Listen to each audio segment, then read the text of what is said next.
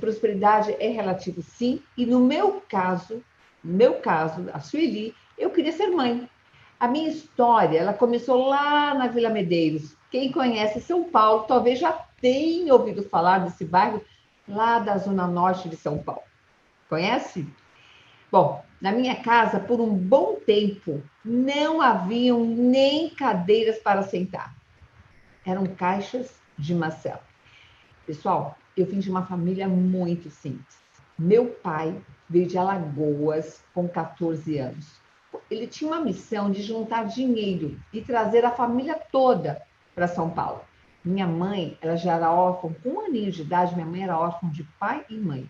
E muito nova, ela veio da Bahia junto com os irmãos para tentar uma vida melhor em São Paulo. Eu fui a filha mais velha desse casal guerreiro. Eu digo guerreiro mesmo, porque olha, a vida deles não foi nada fácil, não. Infelizmente, eu tive a oportunidade de ajudá-los desde cedo. Eu comecei a Sueli aqui com 12 anos de idade, em uma fábrica de doces. Doces de banana, para ser mais exato.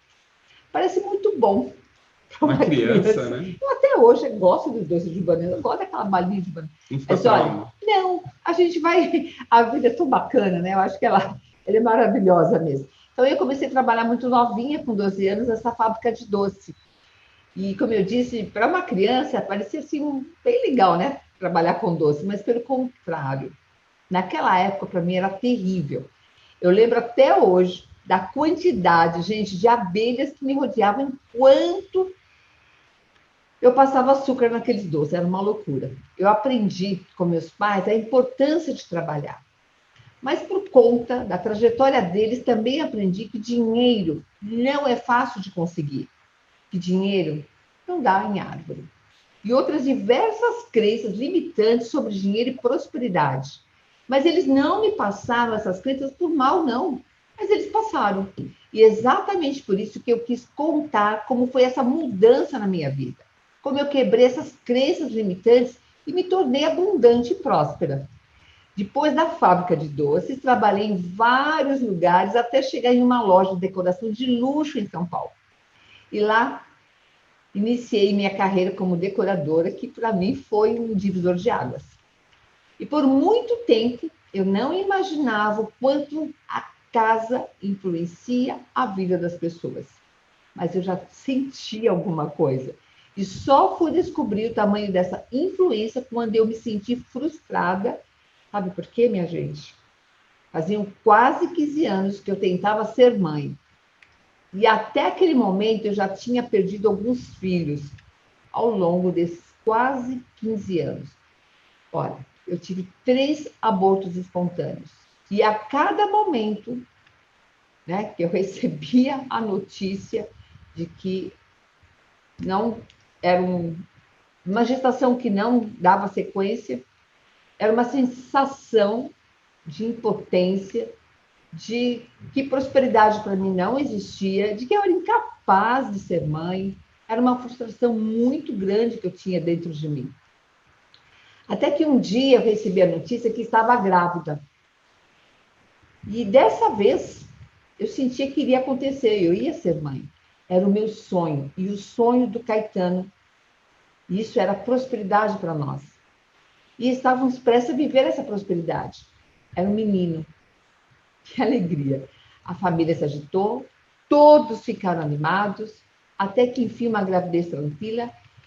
E o melhor é que eu não sentia nada, nada, nada, nada como nas vezes anteriores. E finalmente, após tantos tratamentos para engravidar, terapias, orações para todos e tudo, né? Para tudo que era quantos, né? Que era santa aí, todo mundo orando, todas as religiões. E finalmente eu sentia que eu ia ser mãe. E o quarto filho estava pronto. Pronto, eu achando que nesse momento, nessa quarta gestação, eu ia ser mãe de verdade. E aí tudo prontinho, quarto prontinho, enxoval prontinho, e cheguei aos 8 meses de gestação. E aos 8 meses de gestação, em um dia comum, eu tive um pico de pressão alta e fui imediatamente para o hospital. E me Caminharam para o médico que me acompanhava. E quando o médico chegou até mim, eu já não era mais mãe.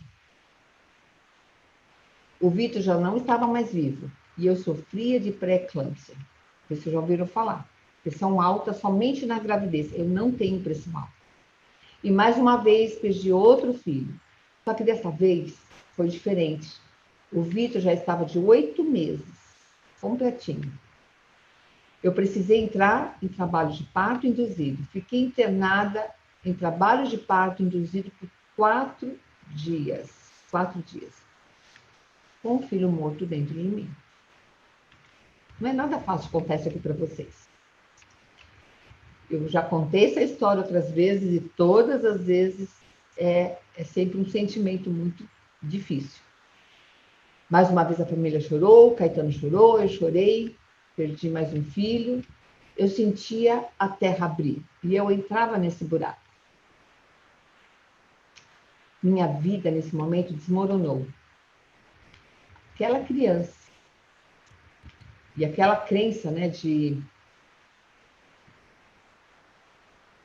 na verdade, aquela crença em realizar transformações havia desaparecido. Me senti impotente novamente. Era como se aquilo não estivesse no meu controle. E eu comecei a pensar que a prosperidade, de novo, não era para mim. E que eu tinha que me conformar. Eu cheguei a pensar que era um karma, que eu tinha que sofrer, que a felicidade era para outras pessoas. Eram tantas crenças e pensamentos. Porém, uma crença positiva, entre tantas negativas, foi muito poderosa dentro de mim. Eu dizia, eu não vou desistir até eu ser mãe. Isso era muito forte dentro de mim. Mesmo diante de tantas outras crenças. Mas essa era latente dentro de mim. E você pode dizer isso para você. Para o desafio que você está vivendo aí hoje. Passei por uma fase muito obscura. Precisei perder 4 filhos. As pessoas, naquele momento, elas me olhavam com muita pena, com muita dó. E me olhavam com olhos de sofrimento. Nunca pensei em contar essa história para ninguém. Eu falo para vocês porque eu sinto e sei o quanto isso pode fazer mudanças transformadoras na vida de muitas pessoas que estão aqui me acompanhando. Pessoas que, de repente, elas não acreditam que tem solução. Como eu falo, casa doente tem solução? A gente sempre está comentando aqui. Nenhuma casa está condenada, né, mãe? Nenhuma casa está condenada. Então, por mais difícil o momento que você está passando aí, que a sua história também não é nada simples, não é nada fácil, eu sei que a gente pode mudar. E eu falo isso, gente, eu conto a minha história porque eu sei o quanto isso faz a diferença, sim. Por mais duro que às vezes, né, ela toca no coração da gente aqui, que não é brincadeira. Isso é algo tão íntimo meu que realmente nunca pensei mesmo em falar para ninguém. Ficar contando, porque na vida a gente vai superando as dores. Mas eu sei que isso é um combustível para você. E eu aprendi a lição. Aprendi que não poderia desistir. Por isso que aqui eu estou falando para você. Não desista. E também para mostrar para você que eu não sou nada diferente. Né? Todos nós temos as nossas dores e todos nós passamos pelas dificuldades. E cada um da sua forma. Eu não sou diferente de ninguém. E eu já conhecia o Feng Shui nessa época, mas eu não tinha estudado a fundo. Então, todo esse momento que eu estava passando por essa dor, eu já conhecia. E, de repente, novamente o Feng Shui surgiu na minha vida e ele me tocou muito forte. E eu quis aprender, só que de uma forma mais profunda. E aí, meu Deus, às vezes me toca, tem momento que não é fácil. Bom, porém, com a gravidez do Vitor, eu não conseguia dar continuidade ao estudo. Naquele momento, eu estava começando a me aprofundar nesse estudo. E logo após o período mais turbulento, eu voltei aos estudos e aí eu me aprofundei. Gente, eu fiz vários cursos, diversos aprofundamentos, especializações. Comecei a aplicar os conceitos dessa técnica na minha casa, que era bonita, porque eu era designer de interiores, decoradora, enfim, estava tudo lindo, maravilhoso, mas era doente. No começo, meu marido não entendia, não acreditava, esse negócio de Feng Shui, você já faz o seu trabalho que é maravilhoso, mas, enfim, eu descobri que a minha casa era doente e ainda localizei um banheiro na área da saúde. Eu falo sempre para vocês, quando vocês aí descobrem que a área da saúde de vocês tem um banheiro, tem que ter muita atenção, muito cuidado, mas não é difícil, mas tem que ter cuidado, sim, e atenção. Bom, para você ter ideia, era um apartamento e todos os apartamentos do prédio eram doentes por causa da arquitetura desse prédio. Era comum, era comum, eu conhecia muita gente, morei muitos anos nesse prédio, era comum a gente ter notícias de um vizinho doente, outro que foi para o hospital, e por aí vai. Até notícias mais drásticas. E sabendo disso, eu apliquei todas as técnicas que eu conhecia, todas.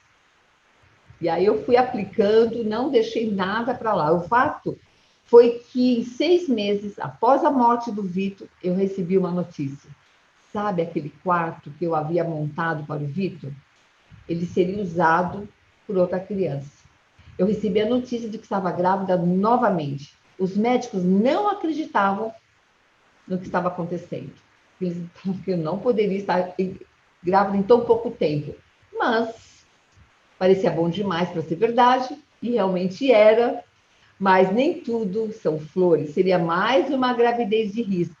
Naquele momento, tanto eu quanto o bebê poderiam não resistir novamente. E desde os primeiros meses até o 8º mês, eu passei por um processo de repouso absoluto. Foram os meses todos de gravidez deitada na cama, virada do mesmo lado. Eu não poderia nem virar de barriga para cima, somente do lado esquerdo, e nem do lado direito eu poderia virar. Então foram esses 8 meses deitada. Poucas vezes eu levantava, para vocês terem ideia, tudo deitado. Pois qualquer movimento eu poderia prejudicar a gravidez e fazer com que eu perdesse mais um filho. Então foi assim uma gravidez de muita atenção, de muito cuidado. Eu trabalhava, parei tudo, literalmente, somente para ficar de cama. Nesse momento, minha casa, que era doente, eu já tinha curado, para vocês terem ideia. Usei todas as técnicas, como eu falei, de Feng Shui, e tudo que eu havia aprendido. A gravidez do Lucas foi um sucesso. Para quem não sabe quem é o Lucas, que está aqui a primeira vez, o Lucas é esse rapaz que está aqui do meu lado. Esse menino maravilhoso, né? E aí eu falo para vocês que, apesar das dificuldades da gravidez, a casa estava preparada para aquele momento. As pessoas me visitavam, né? E sentia muita paz, sentia uma casa leve, uma casa alegre. Olha só, não existia o sofrimento, não existia mágoa, a casa havia se transformado. Era uma casa próspera. E o Lucas nasceu forte e saudável. Não é fácil, mas quando a gente fala assim, tem, né? Hoje mesmo eu recebi um depoimento de uma aluna e ela, com toda a sua dificuldade de contar a história que ela havia passado, né? E até chegar num resultado desejado, a gente sabe o quanto é desafiador. Então, é muito bom quando a gente chega no que eu cheguei. Por isso que a minha missão é estar aqui com vocês, mostrando, sim, que prosperidade, para mim, foi viver. E ver que eu poderia ser quem eu nasci para ser. Eu poderia ser mãe, hoje eu sou mãe desse menino incrível aqui, que é o meu filho Lucas, né?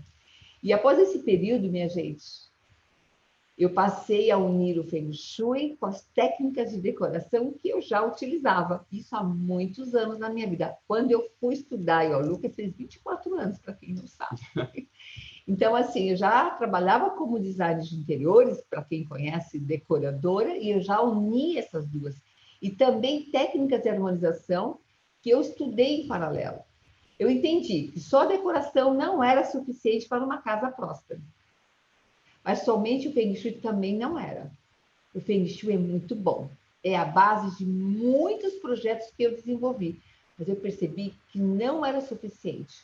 O Feng Shui, ele é muito mais quando ele é utilizado também com outras técnicas. A radiestesia, como é o meu caso, a cromoterapia, a numerologia. Por isso que eu falo muito das cores para vocês, eu falo muito das plantas para vocês. Eu também estudei muito sobre plantas e trouxe toda essa junção de técnicas. Aí eu senti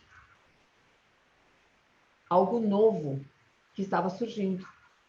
Foi como se eu tivesse criado um mapa para sair do bairro da doença, da pobreza, da tristeza, e seguir por suas rotas até o bairro da prosperidade. Saúde, alegria e gratidão. Então é assim, o nome desse mapa é Decoração em Sintonia. Para quem nunca ouviu falar o que é Decoração em Sintonia, é esse GPS que eu digo, de você sair, né, da doença, da tristeza. Eu vivi isso. Eu sei o quanto é duro. Olha, por mais que eu fale isso, é sempre muito difícil quando eu começo a tocar nesse assunto. Mas quando eu vejo as pessoas que elas falam, será mesmo que você aplica tudo isso na sua vida? Aí eu digo, é uma vida de mais de 20 e tantos anos aplicando, né, essa técnica linda e maravilhosa, decoração em sintonia, que é a junção de todas essas técnicas. E por isso que eu trago isso para vocês. Eu falo, essa é uma missão de vida e hoje é a missão do Lucas, por isso que ele está aqui hoje, a todo momento, trazendo essa boa nova, né, Lucas, que a gente fala. É sempre uma boa nova. A gente chama de um mapa, né, para levar pessoas comuns, qualquer pessoa, qualquer casa, da casa doente até a casa próspera.